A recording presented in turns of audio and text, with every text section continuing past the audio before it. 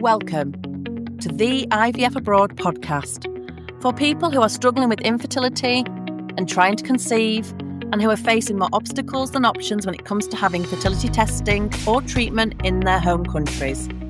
Alongside other experts, I will share, educate and empower you on your journey and help you to learn more about going abroad for advanced fertility testing and treatments like IVF and egg donation. I'm Emma Haslam, your host, now mum of one, and the go-to expert in fertility treatment abroad. Since the birth of our son in 2018, I have made it my mission to make fertility treatment more informed, transparent, accessible, supported and affordable for more people.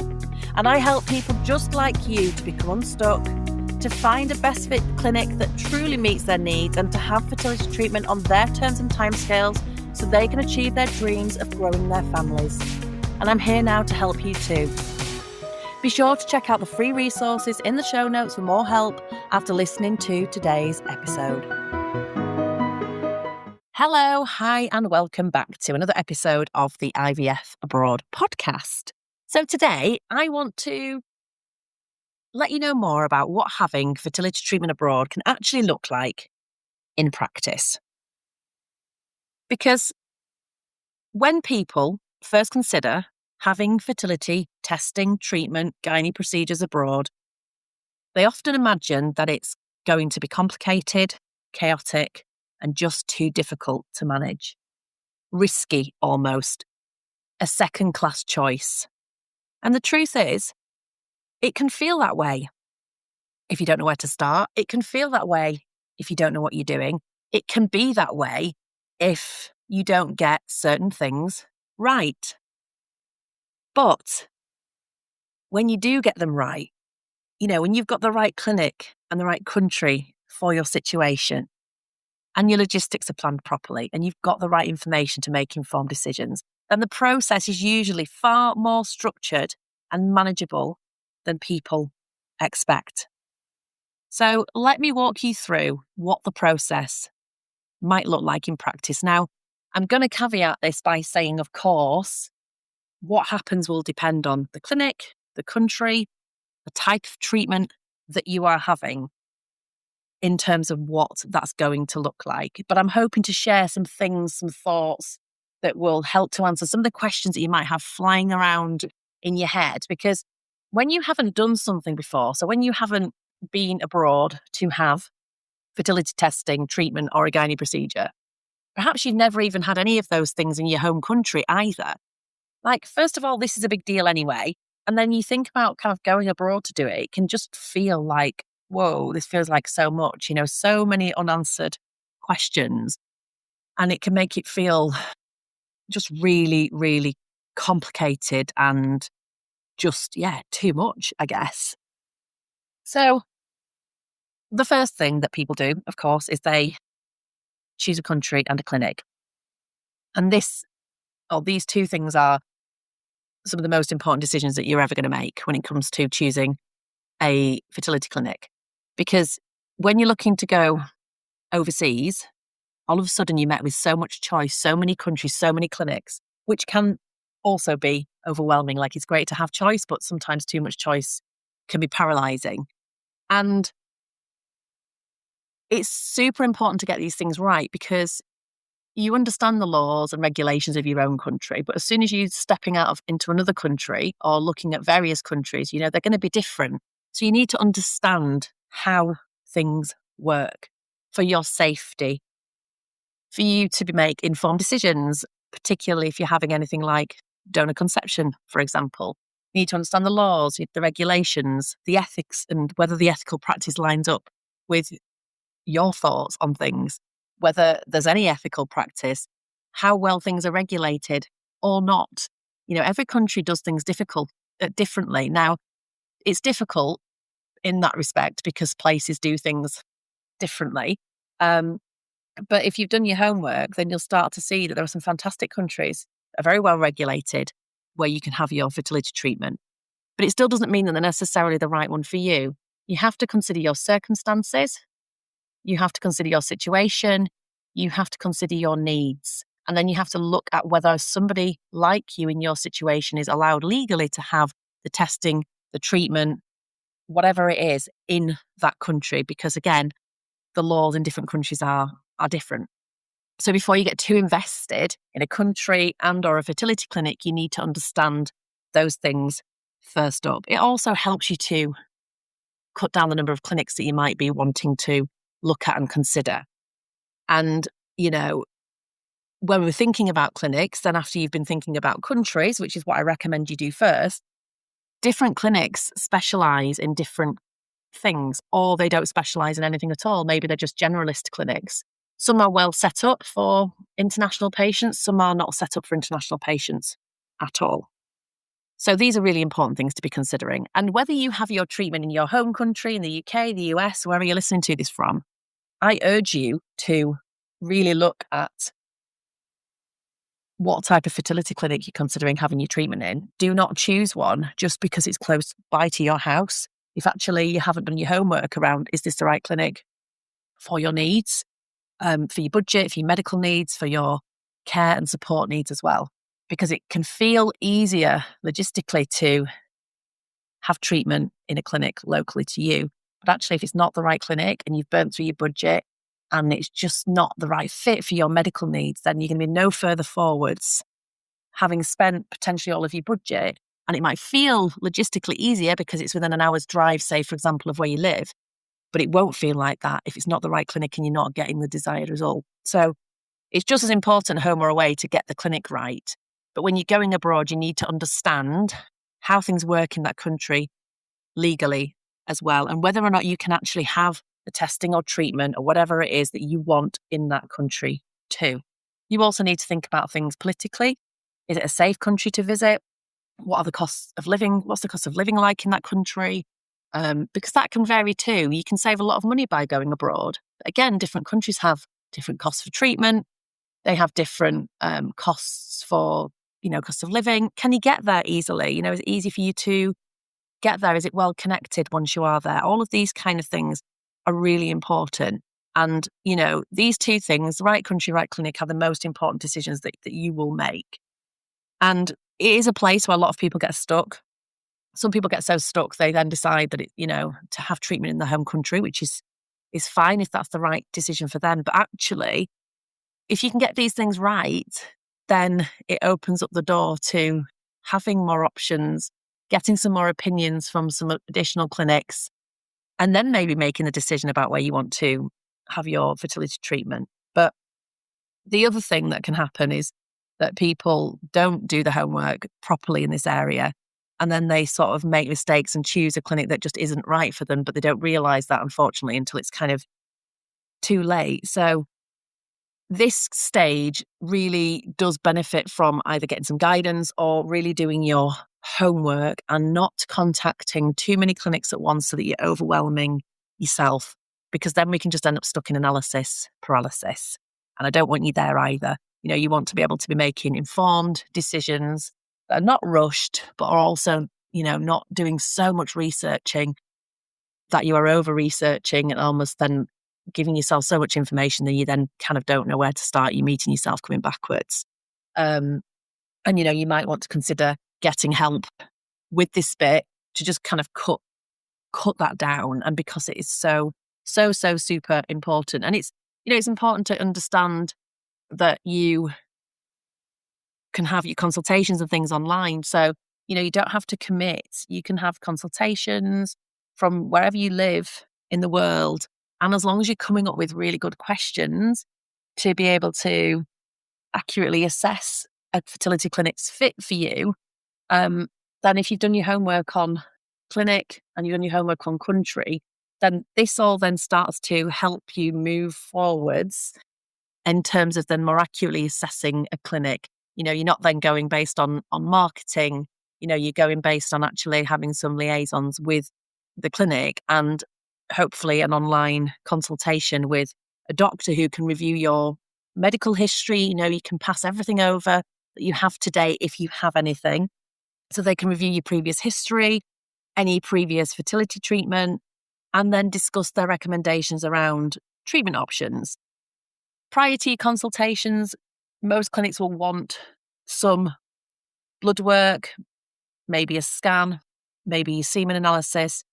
It might be that you have these things already, but if you haven't, there's ways of getting these things arranged locally so that you can get these things in place and send them to the clinics before. But anything that you've had done previously or any history can continue through with you through to those clinics. So you're not starting again. And of course, we're looking for clinics that speak a level of English where you feel like you are understood and they understand you. Super important. And by liaising with them, you're going to see the nuances between clinics and you'll work out which one feels, right for you in terms of that shortlist to kind of maybe move through to having some consultations. Once you've had your consultations, you might have questions to go back and ask the clinic, but then it's really then about making that choice. But if you've asked questions and you've done your homework up front in terms of the clinic and in terms of the country, then you will then just start to get a feeling for a place or not. And, you can go back, you can ask questions and really get clarity on everything, understand the costings too, understand the treatment plan that they're suggesting.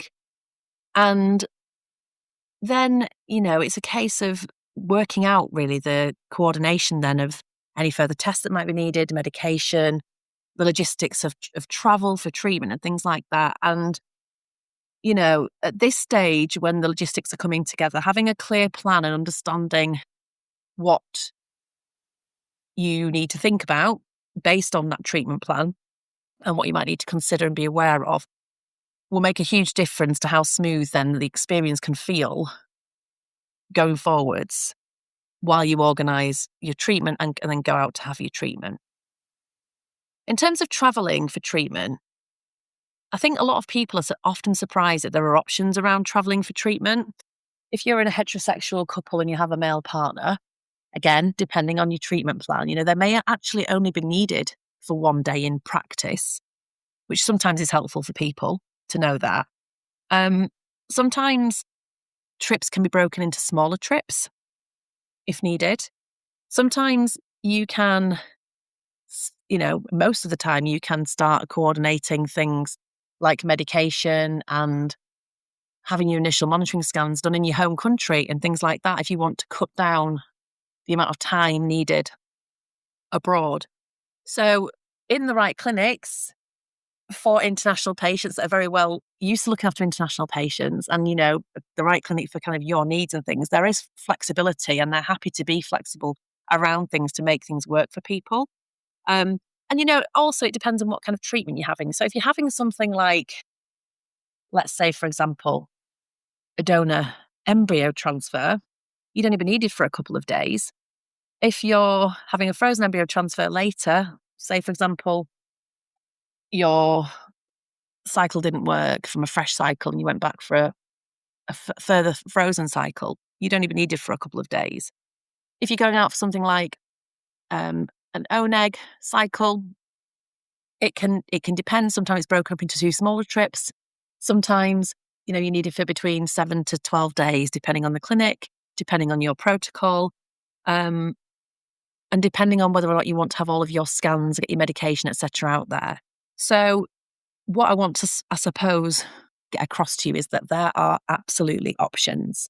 And the clinic can store your embryos in the freezer if they've been sent off to be PGTA tested, or if you've got embryos remaining from a cycle, they all get stored at the clinic, so they look after them for you. So there are always ways around these things as well. And it's very easy to get a sick note if needed. There are ways around that too. So if people don't want to use their holiday or they haven't got a fertility policy or they don't want to, tell their employers and things like that, there are ways around this so that you can make it work. And once you've chosen a clinic, if you've chosen a clinic and it doesn't have any waiting lists for treatment, then you can decide when that treatment starts. So once you've found a clinic and you've understood your treatment plan, then it's about deciding when it's right for you to go and have that treatment. And that's on your terms, not the clinic's. So that can be helpful for people to know as well, especially if you get a clinic that doesn't have a waiting list then for treatment. Um, and when everything has been properly explained to you and organised in advance, and you know exactly what you need to look out for and exactly what you need to do and when and what you need to consider, it just makes the whole process a lot more straightforward. Honestly, it really does. And then you would go out, you would have your testing, your treatment, whatever that looks like, and, be in the care of the team out there. You usually have a coordinator or coordinators who are the people or person that looks after you. Sometimes it's the same person, sometimes it's different people, but from kind of making that first contact with the clinic to you finishing your treatment with them. So you've always got that contact. And often they're the people that would be there when you go out to the clinic as well, and are kind of that conduit between you and the medical team. And if you find the right clinic and a clinic that speaks and writes in good English, then you will be able to be very well understood by your coordinator, who are often multilingual and fluent. After you've had your treatment, you'll be asked to do a pregnancy test. Sometimes this is a home pregnancy test. Sometimes it's a blood test, which can be organised as well. And then there's the remote follow-up. You would go and have a scan. And then, based on the result of that, the clinic will advise on what your next steps will be, whether that is pregnant, and it's kind of like what do you need to do next, and then looking at, you working out sort of the reintegration into your healthcare system, or if it hasn't been successful, then looking at kind of what needs to happen next, and maybe looking at a follow-up appointment with your consultant. But I think the great thing about having fertility testing, treatment, gynae procedures abroad is that there is flexibility around you looking at a hybrid, if you want to, of things that you might start or do and organise in your home country. Or you might decide actually to go out there for longer or do a couple of trips and, try and do as much as you can at and with the clinic, depending on your situation. For some people, they want to cut down the time needed abroad and they want to organise and do anything that they can in their home countries to kind of cut down that time. I've got other clients I work with who will go out to a clinic and they will have all of their scans and monitoring and start everything abroad and stay out there for longer. So it all depends on your situation, your personality, and what you would prefer to do. But, having fertility testing, treatment, gynae procedures abroad is not as complicated as you might imagine. Now, I know that's easy for me to say now, nearly 9 years down the line, having done it myself 3 times and having now helped over 200 people around the world to do it. Of course, for me, this is my norm. And, there is a lot to know and a lot to learn. And I don't want you to think that it's just easy and you should go through this without, doing your homework or considering getting some help. But I don't want it to stop you from doing something that could be a wonderful fit for you either, because it feels heavy and it feels complicated, because that is just your brain keeping you safe because it's not something that you've done before. So, it's not as complicated, honestly, as you might imagine, but it's also something that I don't believe that people should navigate completely by themselves. The key is choosing the right country and clinic for your situation, which is not easy. You type it into Google, you type into AI, whatever. There's so many choices. There's so much marketing information, so much BS out there. And it's really hard, because I've been there, to work out which is the right clinic for you. And you don't know what you don't know. There's so much that you need to understand. And there's stuff that will come up in real time as well that kind of, you can't even say here what that would be, because you don't necessarily know now, because you don't know now because we don't know what the treatment plan's going to be. You don't know what clinic you're going to be choosing. So having like a clear plan and knowing the things that you need to be aware of based on your country, your treatment plan, your clinic, and kind of having like guidance for every eventuality is super, super important. And when those pieces are in place, it can be very manageable and very empowering. And, having fertility treatment is not fun, is it? But you want to make it as easy as you can, and you want to be making informed decisions so that you don't look back with any regrets, and to give yourself the best chance of success, because ultimately that's why you're putting yourself through this. So yes, there's a lot to think about, a lot to consider. I've got over loads of ground there, but I just want you to take away the message that you can do this. And yes, it's going to feel hard. And yes, it's going to feel like you've got a million questions going around your head. That is normal. The important thing is to get those questions answered, to consider getting some support and guidance, and, to make sure that if you're not working with somebody like myself, that you are doing your homework properly, and that you are making informed decisions, and that you have got the right clinic and the right country for your needs, and that you are very organised moving through the process of organising the fertility treatment abroad. So I hope that's been helpful, because people will say to me, but what does it actually look like? What could it look like? What is it likely to be like for us? And obviously I can advise them based on their kind of situation. But I just wanted to give you some examples, because it's not as that, the logistics in terms of making it work are not as complicated as people think. Because actually the fact that the clinics, the ones that are set up well for international patients, are so used to that, they're used to having to be flexible. So there's always ways around things to make things easier. And if you can, by going abroad, stretch your budget further, get better customer service, get a really good fit clinic for your medical needs, your personality budget, you're going to have a much better experience than if those things aren't right.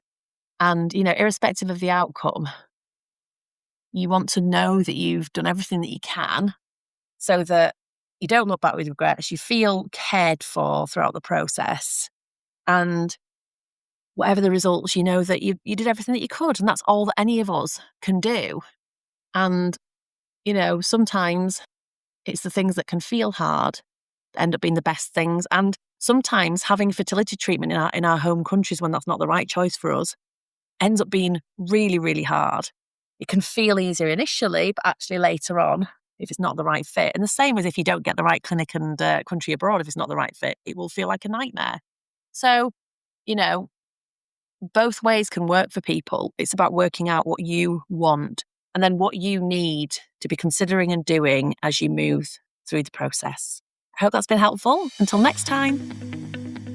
If you are facing more obstacles than options and want to learn more about how to overcome your fertility testing and treatment challenges in your home country so that you too can fast track to growing your family and on your terms, then check out my free training at yourivfabroad.co.uk/free masterclass. Don't forget to rate and subscribe so you don't miss an episode, and so that I can reach and help more people.